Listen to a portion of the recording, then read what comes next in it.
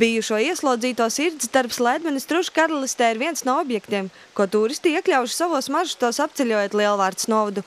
Pašu rokām celtās trušu mājas un daudzie simti garaušu pēc Lielvārdes muzeja darbinieku vārdiem šovasar esot piesaistījuši lielu interesi.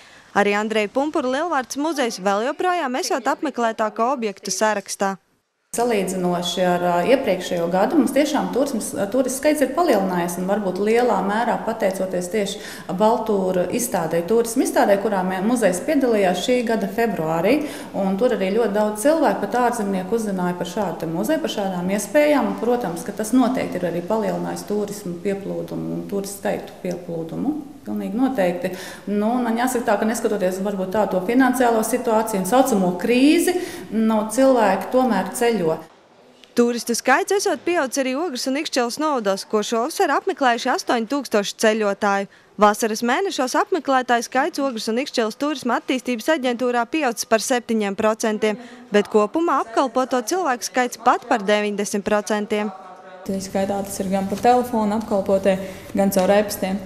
Dēļ, ka šobrīd arī viena no mums tādām darba formām, ko mēs arī piekopjam, ir mūsdienu tendence apkalpot cilvēkus caur internetu resursiem, tā skaitā arī sociālajos tīklos.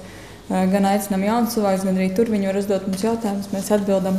Tā kā arī šo sociālo tīklu apmeklētāju skaits ir krietni pieaudzis, dubultā ir šobrīd jau gan draugiem LV mūsu profilā, gan arī Facebookā. Tāpat kā Lielvārdes novads, arī Ogres un Ikšķeles novada ik gadu plāno dalību Baltūra izstādēs, kuras nereti ir ieguldījums turisma nozares attīstībā.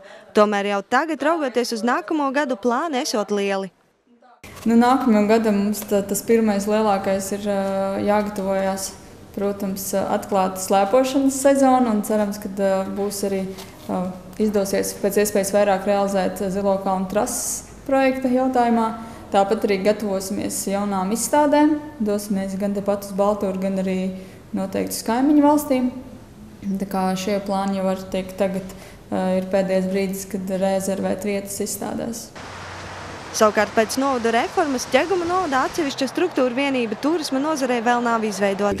Katklai novada domas priekšsēdētājs par to šobrīd tiekot domāts, jo novadam esot potenciāls attīstīt turisma nozari. Mums ir šī Daugavas krasti, tomēr ir Ogre, kurā pavasarī tur laivotāji brauc un tādas lietas.